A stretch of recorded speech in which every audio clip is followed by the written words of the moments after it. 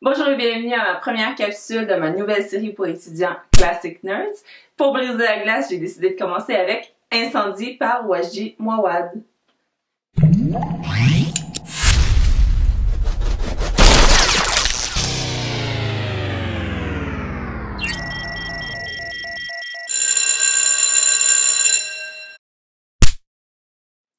Incendie, c'est un texte de théâtre qui a été écrit par le dramaturge et metteur en scène Wajdi Mouawad. Il est très souvent demandé au cégep pour le cours soit de littérature ou de théâtre.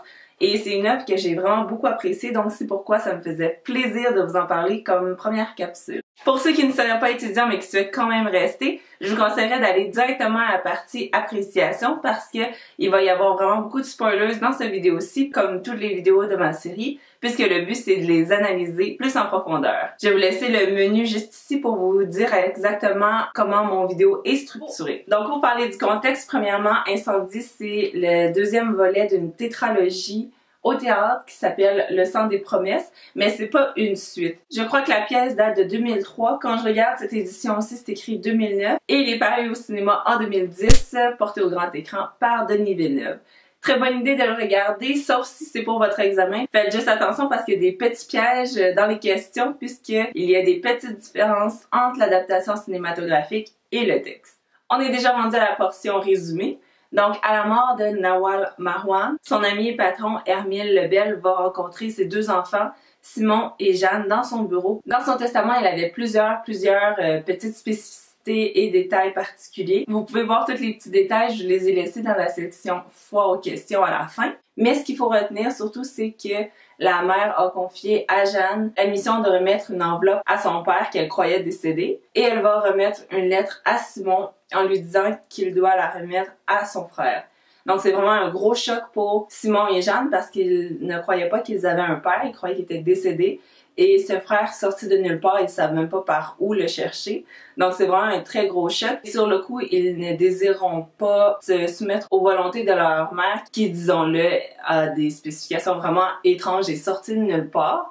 On comprend aussi en même temps dans cette scène-là que la relation entre les enfants et la mère est vraiment conflictuelle. Puis finalement, après être retournés à leurs occupations, ils se rendent compte qu'ils sont vraiment troublés par cette mort-là. Jeanne est enseignante de mathématiques et Simon est boxeur. Et ça va vraiment les bouleverser dans leurs activités de tous les jours. Donc c'est Jeanne qui va décider en premier d'aller remplir sa mission et de commencer sérieusement à entreprendre ses recherches pour retrouver son père. Puis Simon, il va se rendre à l'évidence et il va décider à contre-cœur un peu de se lancer également dans les recherches pour retrouver son frère. Dans le livre, il y a vraiment beaucoup de flashbacks avec l'enfance de Nawal qui a été complètement bouleversante. On se rend compte, malgré tout, à mesure qu'on lit les flashbacks, que tout ce qu'elle a dit dans son testament qui semblait à ce moment-là insensé pour ses enfants qui ne connaissent pas leur mère du tout, on se rend compte en lisant les parties de sa vie que tout fait du sens.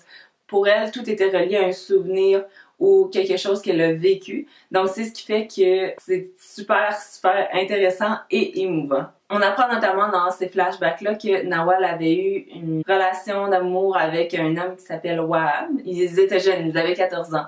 Mais elle est tombée enceinte et sa mère voulait pas qu'elle le garde. Bref, la vie va faire en sorte que Wahab et elle vont s'éloigner puisque lui va fuir le pays. Mais cet enfant-là va leur être enlevé. Donc, tout au long de l'histoire de son enfance à Nawal, elle va essayer de se lancer à la recherche de cet enfant-là. Puis plus tard, Nawal va se faire emprisonner à la prison de Kfarkaya. Je sais pas trop comment le prononcer. Et dans cette prison-là, elle va se faire torturer, elle va se faire violer par un bourreau qui s'appelle Abu Tarek.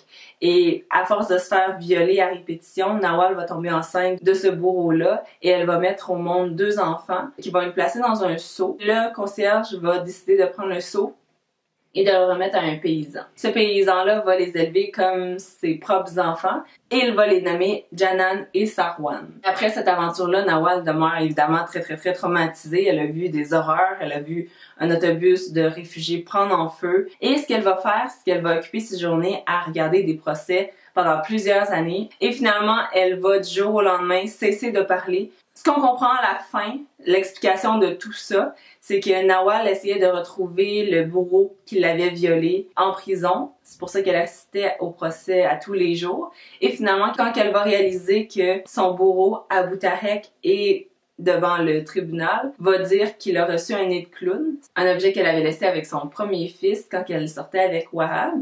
Et là, ça va être le choc parce que elle se rend compte que l'homme qui l'a violée, c'est le fils qu'elle essayait de retrouver depuis le début. Donc, ils se sont comme croisés. Elle n'a pas reconnu son fils quand elle était en prison et lui n'a pas reconnu sa mère. Donc, ensemble, ils ont fait 2 autres enfants qui sont Simon et Jeanne. Finalement, les 2 enfants vont remplir leur mission. Jeanne va remettre à Nihad, qui était le premier nom avant qu'il change son nom pour Abou Tarek. C'est un peu mélangeant à comprendre. Simon, tout de suite après qu'il l'ait lu, va remettre la lettre à son frère, qui est la même personne. Et finalement, ils vont recevoir comme récompense, si on veut, tel que promis, une lettre de leur mère qui dit tout simplement « Maintenant que nous sommes ensemble, tout est bien ». Donc, Incendie, c'est la 4e fois que je le lisais et c'est vraiment une œuvre que j'ai énormément appréciée. Je trouve que l'auteur dramaturge a énormément de talent.